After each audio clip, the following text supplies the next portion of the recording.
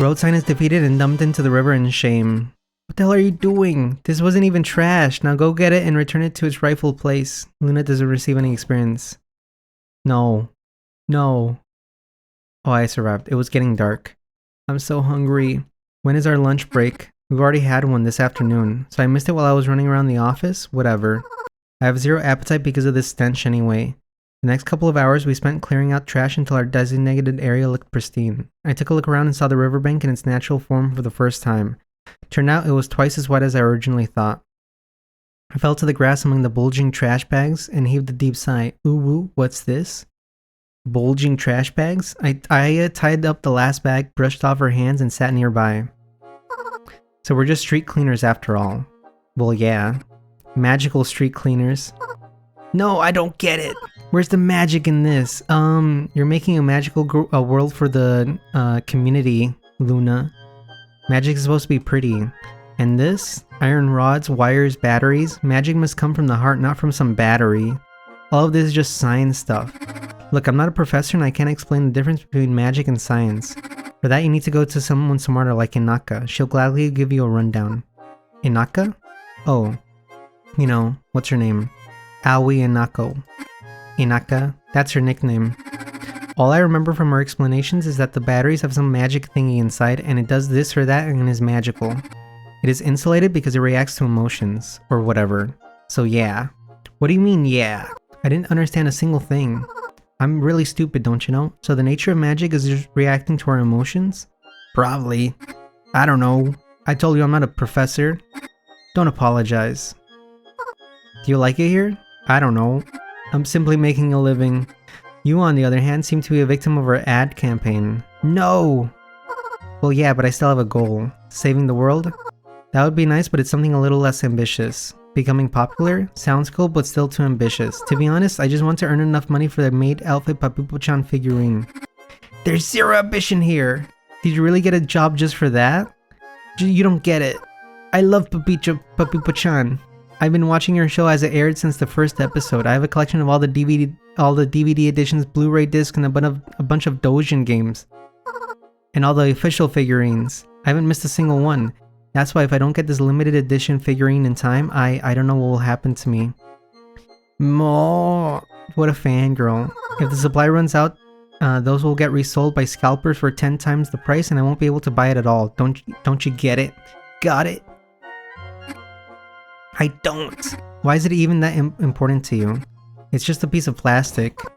Don't say that. I'm ready to risk my life for that figurine. Your otaku aura is crazy. It sort is scary. Sorry, don't apologize. It's just I barely talk to other people. Well, I can definitely relate there. Do you also love Papipo-chan? No, of course not. That's not what I meant. I want to save up enough to buy a guitar and start a band. Down by the river, it's a lonely girl in a lonely world. This is like, I was about to say, Hey Prudence. Do you want to become a musician? Yeah, obviously. Yep. So cool. But my folks are stubborn and they demand I take over the family restaurant business. They sent me to a culinary college right after I graduated high school, but I got expelled super quickly. Soon all of my college friends went to other cities and I was practically alone. Oh. That's rough, buddy. I don't need your pity. I'm doing fine by myself. Okay, let's go. Working hours are over. Oh. Right. We returned to the office, handed in our equipment, and left for home. I had to take my uniform with me because my workplace wasn't equipped with a laundry room. Which reminds me, I need to also do some laundry too. I was walking home through a quiet residential district when a boy ran up to me. Cleaning lady, what do you want? Cleaning lady? There's a kitty stuck up in that tree. Help me get it down. Okay, is it the CEO? Where is it? I followed the boy. He led me to a nearby small park and pointed at one of the trees. Back when I was little, I liked climbing trees, but it's been so long that I've probably already lost all my skills. I looked up trying to see where the cat was sitting. Boss? Is this your cat? No, this is my boss. Boss is a cool name. Boss, what are you doing there? The CEO looked at me without saying a word. Then suddenly the branch under him cracked. The CEO started trembling. Boss, hold on! I started climbing up the tree trunk. Both my legs and hands slipped. This was way easier when I was a kid. I was way shorter and weighed less. Now on the other hand, every centimeter was a struggle. Sheesh. Cleaning lady, he's going to fall. I know. Despite everything, I continued to climb. I was already close, almost at hand's length. Boss, give me your hand, your paw. Boss! I held out my hand and managed to grab the falling CEO by the tail, but he weighed quite a lot and so I was pulled down with him, which made me lose balance and fall. The cat, as you would expect, landed on his paws. I, on the other hand, hit my head. Ouch! Cleaning lady, are you okay? Because I'm disappointed in you. I looked for the CEO, but he had already disappeared behind the fence. Boss. Oh, whatever. Maybe it was a different cat altogether. All my effort for nothing. Cleaning lady, I'm Luna. I'm definitely not Suki. Okay. I returned home late, exhausted, and frustrated. Wait a second. Let me save real quick. Yeah, this empty slot right there. Look at this high quality save image. Well, did you get a job? Yes. Nice. That's my girl. And here you were saying nobody would hire you. What's with the smell on you? To the shower quickly. What even is your job? A cleaning lady? That explains it. I mean, it's a good profession. You'll be keeping our streets clean. Maybe that will even translate into your personal life, you stinky ass bitch. I took a shower and plopped into my bed, completely exhausted. Mom, why'd you call me that? It's messed up. So magic doesn't exist after all.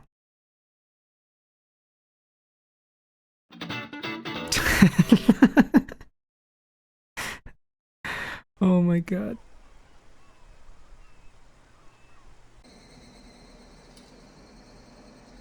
You know, it's Japan with all the cicadas out there.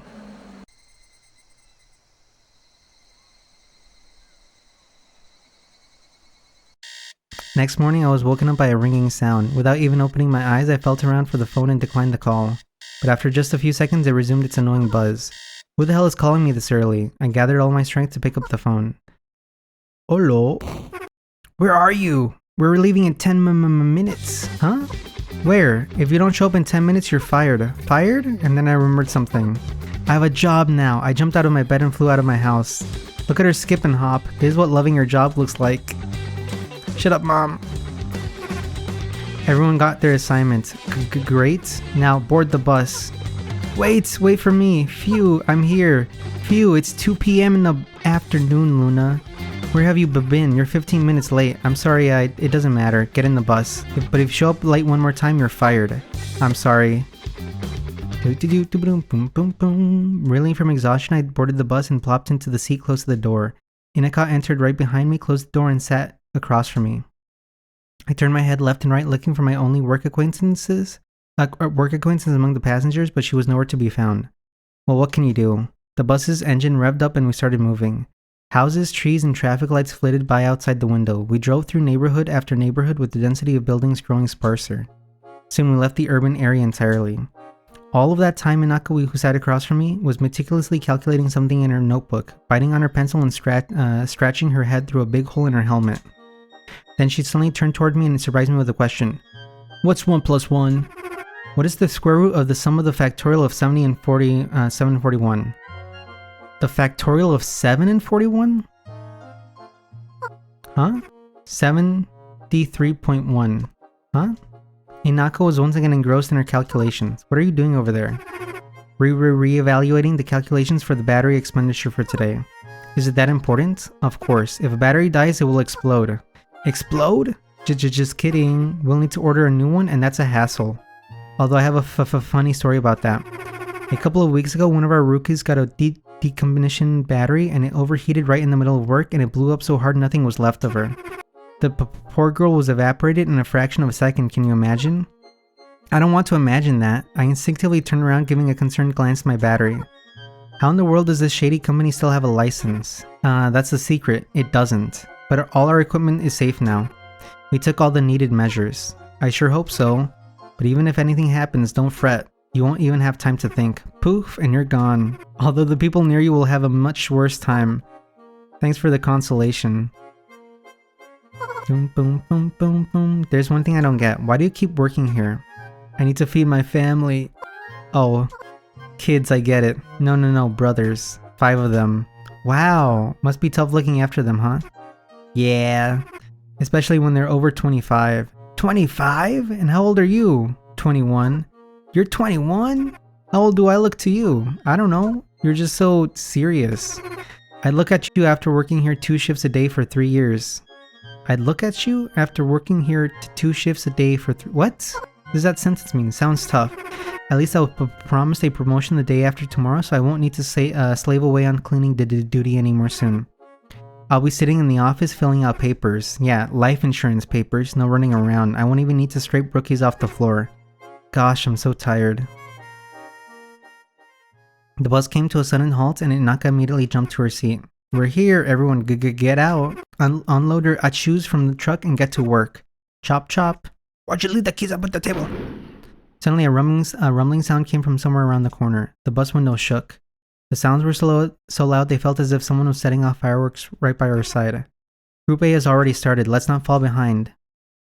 I took my achu out of the truck and Inaka immediately came up to me. Oh, that's right.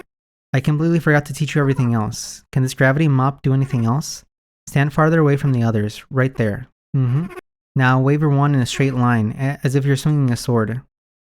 I imagine I was holding a saber in my hands and slashed through the airs. In the same second, a resounding explosion thundered a meter away from me, but no fire or smoke followed. I sprang back in fear. Not bad. What was that? Hick? Gravity impulse. It will come in handy today. This thing is so powerful, and am I here to fight after all? Yeah, you're demons. Wait a minute. Those explosions. Could it be? Is this my first ever real mission? I see. Yesterday was just practice. They were evaluating my ability to deal with mundane tasks. Now it's time for some real magical girl work. Hey, can you hear me? Do you understand everything? Huh? I said be careful with the impulses. And don't take your helmet off or you'll go deaf. I have a funny story about that too. Alright, no funny stories this time. Coffee break? And one more important thing. Achu has defensive capabilities. Point your wand in front of you and hold the button on the handle. I did as instructed and immediately felt the air around me rumble and the wand started buzzing. This is called gravity turbulence. It will save you from debris and other stuff flying toward you. Don't shove your hand into it and don't activate it while on your belt or you'll get wrapped around the wand. This thing is much more of a risk than the defense tool. Do you have a funny story for that too? No. Only sad ones. To be honest, our colleagues barely use this function. I wonder why. But at least you can destroy big objects from the inside with it. It's useful. I'd like to believe you, but it's so loud my ears got plugged. Why can't I make a more pleasant sound? And where's the VFX? Where's the glitter? I want glitter! I don't want a contusion. Okay, freaking... By the way, Stevie Wonder, Songs in the Key of Life, that song that's called Contusion? I thought it was confusion for this whole time. Any questions? Random story, but I just had to bring it up. Actually, there is one. Can I use this wand to fly? I mean, like a real magical girl? Only in pieces. I don't recommend testing it. What did I even expect? And so I followed the rest of the squad toward my first mission. Judging by the sounds, the battle was still raging on. I turned the corner and... About 100 meters away, the road was blocked by a wall of giant rocks, soil, and debris from buildings, and all around it, magical girls ran around clearing the blockage. Some of them smashed the big rocks into smaller fragments, the others gathered everything up and loaded it into the truck. Apparently there's been a huge landslide here that destroyed the village at the base of the mountain and blocked the road. All of my dreams of being a magical girl were destroyed along with that village. A little selfish here, aren't you? What did I even expect? Suki, don't just stand there. I'm obviously kneeling, Inako. I heard Inaka's annoyed voice from behind me. I had no choice but to drag my feet toward the blockage. This is all for you, Pipo-chan. A pile of rocks is blocking the way. Attack! Luna smashes a pile of rocks with a gravitational impulse. Rocks are blown to pieces. Attack! A pile of rocks is beaten down, humiliated, and loaded onto the truck. Luna receives praise from Inaka. Luna is somewhat happy. Okay, not really. Luna's just slacking off again. I'm gonna defend against this. Has a regular shape, but something about it aggravates Luna. I'm gonna defend. is drilling a hole in the stone with her glare, or she's trying to move it with her mind. Nothing happens. See, here's the thing.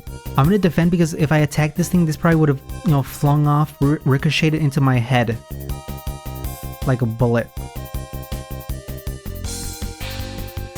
Let's see what happens. Swings but loses sight of the stone. Luna squints and tries to find smaller stone, but it's mixed in with the other stone. Luna heaves a deep sigh. She was intent to beat that exact smaller stone. She's now depressed. Electric pole is blocking the way. You don't need to... No, Luna, this is part of the infrastructure. Luna decides to study her opponents. Electric pole spews sparks. Seems like it's preparing something. Seems like Luna has finally decided to make the right choice and stop fighting electric pole. Wait, no, she's back at it with a giant stone that she hurls at electric pole. Electric pole is destroyed. Good job, Luna, I guess. Ooh, I won't be able to live a long, happy life like this. If only you knew how embarrassed she makes me feel sometimes. Who's talking? Stone after stone, brick after brick, we managed to clear about half of the blockage in 2 hours. My forehead was soaked in sweat, and the incessant rumbling made my ears ring even though through the earmuffs. And to top it off, I was now also extremely hungry. I haven't eaten anything since morning, but then just in time, Inaka announced the lunch break. Everyone immediately livened up and gathered around her. We went back to the trucks. A folding table expected us there with packed lunches piled on top of it. Everyone rushed to grab their lunch. Calm down, there's enough for everybody. You're not in a zoo. Inaka shouted into a megaphone, but nobody listened to her. Everyone fought for their food as if this was their last meal. Among all the ruckus, I miraculously managed to get my hands on a single scratched up package and retreated. But then somebody stood in my way. Wild Curdy is trying to claim your packed lunch. Defend. Luna defends herself. Luna studies her opponent. Wild Curdy looks totally insane. Attack. Luna tries to use hand signs to show to Wild Curdy how categorically wrong she is in this conflict. Wild Curdy is scared by Luna's expressive body language. Wilder kills a random employee she encounters. Luna thinks she doesn't want to repeat their fate. Luna tries to calm down Wild Curdy. Luna tries to politely explain that she needs that packed lunch. Wild Curdy doesn't understand but receives damage from excessive politeness. Looks like Wild Curdy is preparing something. Well, obviously I'm going to defend. Wild Curdy tries to break through the defense, but to no avail. Wild Curdy lunges at Luna, but she manages to sidestep the attack. Attack. Runs around on all fours. Oh no, she's a horse girl. Attack. Luna remembers the rules of dealing with aggressive animals. Luna straightens up, spreads her shoulders and legs and wide and roars. Wild Curdy isn't exactly scared but receives damage from awkwardness. Wild Curdy pulls out a brick with her teeth and throws it at Luna. What the fuck? His different method. Luna goes down on all fours, starts rolling her eyes in different directions, running around chaotically and making heart-rending noises. Okay, who's the wild one here? Surprisingly, that works. Wild Curdy feels animal-like horror and backs down. Looks like Wild Curdy is dazed. Attack!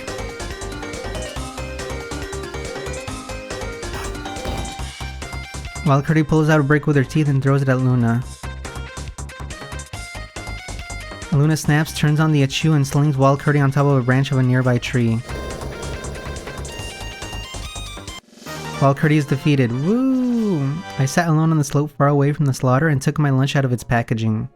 It was small and consisted of a sandwich with a bologna sausage and cheese, a candy bar, and a bottle of juice. All that bloodshed over this? Well, I guess even acorns would taste like truffles on an empty stomach, so I started chomping down on the crumbled sandwich with enthusiasm. I was so engrossed with my food that I didn't notice how Aya approached me from behind.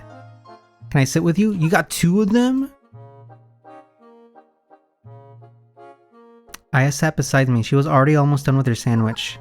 Does this happen all the time? Like murder? Yep. Look, I've snacked some more. She proudly showed me one more packed lunch.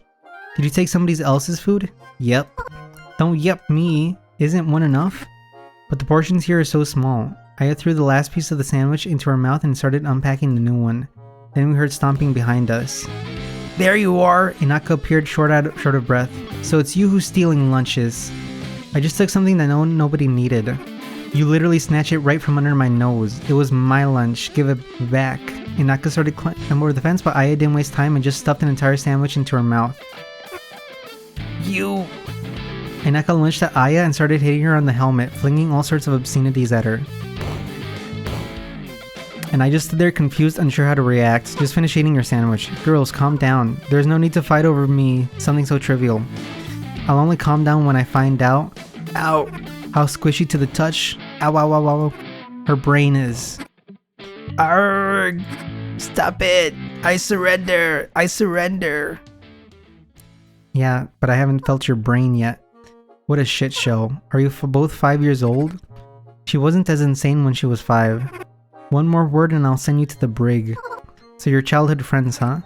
Unfortunately, yes. We lived nearby and went to the same school. Then I transferred out and we haven't seen each other since then. Till she crawled to the company on her knees begging us to hire her. No, I didn't. Do you want me to request the archived CCTV footage? That's abuse of power.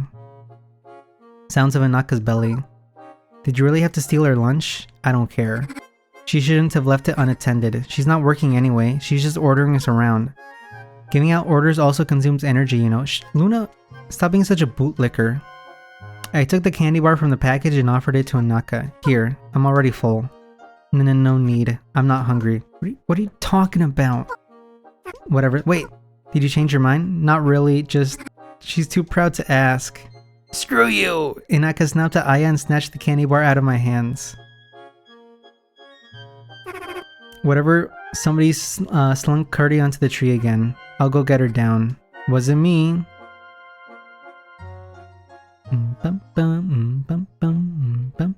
The next couple of hours flew by. If I were to block out the surrounding noise, there was even something meditative in this type of work.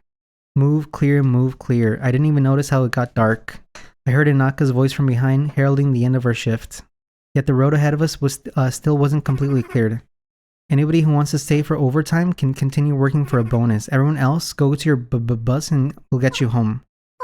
Overtime, I'm not sure I need it. My paycheck should be more than enough to buy the Papico-chan figurine. I'll quit as soon as I get the money. I Papico-chan in a maid outfit. I can't wait. I glanced at Aya. What about you? Going home? No, I'm staying. I still have a ton of fines to pay. I could use this bonus. Now I can see why nobody hired you. I was about to leave, but something stopped me. I'll also stay. You too? Why? I could use a bonus. I'll use it to buy more Papipo-chan pins. Well, as you wish. One of the buses with a squad left and there were only 3 of us left. Nobody else wanted to slave away for a couple more hours. We took a small break and went back to work. It got completely dark outside, so we had to turn on our headlamps. I cleared the rubble and stacked pieces of debris around myself, and Aya grabbed everything and threw it onto the truck. 30 more minutes passed, but at some point the pile stopped getting smaller. Aya, where are you? There's already a mountain of rubble here. Wait up, my battery died. I'll go grab a new one. Aya went toward the bus to get a new battery and I continued clearing the rubble. 5 minutes passed, but Aya didn't return. Working alone was way more difficult and my battery was also on its last legs, so I followed Aya's example. On the way to the bus I saw Naka. She fell asleep on the grass near the slope without even finishing her coffee. Guess she's resistant to caffeine now. A return to the bus. By the way, coffee break. Give me a quick second. But there was nobody there. Did she go home or something?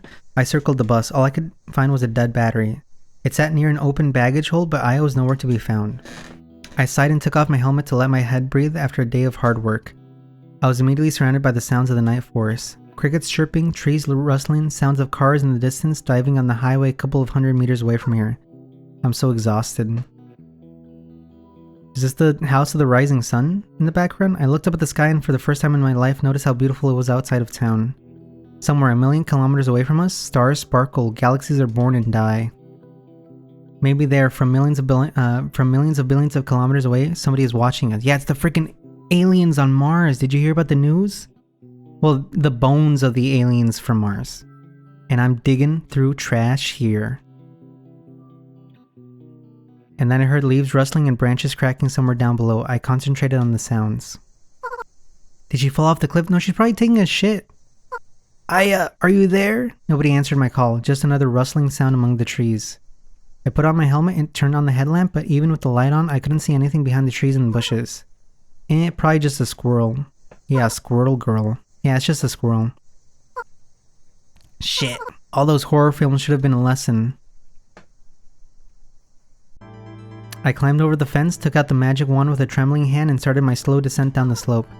Come on out, little squirrel, I won't hurt you. And then I heard beeps coming from the battery on my back.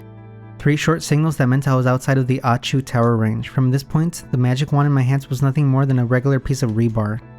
Cold sweat trickled down my back and I froze on the inside. My boldness was completely replaced with suffocating fear. I'll kill that squirrel as soon as I see it. It was too late to stop. I took step after step, parting the thick greenery with the wand, and didn't even notice how it tripped over a thick branch. I tumbled down the slope, dodging tree after tree and collecting wet moss with my face. After flying for about 10 meters, I landed on a small bush. It made a painful cracking sound and collapsed, and I sprawled on top of it, covered in dirt, moss, and dry leaves. Ouch! That goddamn squirrel! I rose to my knees and started brushing myself off. So I'll spend the next 200 years trying to wash this off, and then I looked up. What the fuck? Oh, mademoiselle, be careful. Thank you. Wait, no! What's going on here? My sincerest apologies. This is a robbery. What's sincere in a robbery? I'm afraid to say I've taken your friend hostage. Also, I don't know what type of accent I have. Am I German or am I some sort of European? I can see that. She's amazing. She resisted so bravely. I had to expend quite a bit of energy to subdue her. Why is he complimenting her? My hand reached for the magic wand, but the sound of a silent shot made my entire body freeze. I let out a tiny squeal. My sincerest apologies. Could I please ask you not to resist? Or I might hurt your friend, purely by accident. Let's not make things more difficult, shall we? You're a maniac! Maniac. Oh, once again, my sincerest apologies for not introducing myself. I am Zack. Mysterious and noble pirate Zack. But you can call me just Zack. But my friends just call me Zack Maniac. But I don't like when people call me Zack Maniac, so I kindly ask you to call me Mysterious Zack, or just Zack. Although we barely know each other, so being on a first name basis is kinda weird. Then again, if I reveal my true last name to you, that would be an immense blunder on my part. So how about you call me Pink Baron instead, bruh? Does he ever shut up? Now can I please have your name, mademoiselle? Luna? And what about your friend? I shook in fear and couldn't produce a single word. She's Aya. What a wonderful name. You know, I like making new acquaintances. It's so much easier to work with acquaintances. Okay, so what do you want? Oh, what a brilliant question, Luna. I roam this world in search of curiosities, and in recent times your magical tools caught my attention. Not just anyone can afford magic tools of this caliber, you know. And yours are particularly amazing, mon chéri. You have no idea how much I yearn for a couple of these tools, brah. Hence I propose a trade, brah, if you don't mind. You mademoiselle take Aya and I take your magic wands. Sounds good? Yeah, sure, why not? Did it really just call these brooms amazing? Pff, whatever, here you go. I dropped my magic wand on the grass. Magnifique. You have no idea how grateful I am. Is that it? Oh, and the box on your back too, please. I'm afraid these wands won't work without it. Aya dear, you should follow your friend's example. Oh, no need to tremble like that. I'm starting to feel like a villain. I'm no villain, mind you. I'm a noble pirate, bruh. Those are fundamentally different things. I took off the battery and placed it near the wand. Aya followed suit and laid out her equipment before the thief, her hands trembling. See? There was no need for fear. Nothing bad happened to you, right? Right? Yes? Magnifique. It's been a pleasure doing business with you. Zack put our magic wands and batteries on his back and waved us goodbye. Once again, my sincerest apologies for any distress I might have caused you. I hope to see you again, bruh. Gnarly. Saying that, he hopped down the slope and disappeared in the tree line. I rushed to Aya's side. Are you alright? Did he hurt you? Is everything okay? Yes. I think so. Thank God, let's get out of here. Is he gonna blow up now?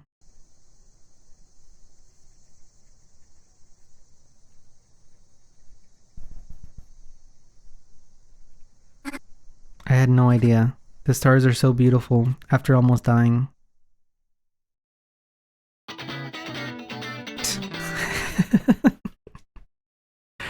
Okay, I think I'm gonna save it here. Yeah, save it right there. Okay. Calm down and not go. Okay, so let's see. I've been recording for an hour, so I'll finish the video here. If you made it this far, I appreciate more second subscribe. I'm really liking the game. I should have said earlier that this is a visual novel, but it's like it's a visual story because you don't get to choose things that happen, which is fine. Like that's fine. Sometimes you just have a story and that's fine. I'm really liking it. Like I said, it's made by the same person who did Cuck. There's a lot less swearing in this one. Cuck is just like QUQ is just basically just swearing. So I had to up my swearing a bit. Oh shit, I accidentally left the game. Anyway, like I said, if you made it this far, remember so I can subscribe, leave a comment, and I'll see you on the flip side. Bye.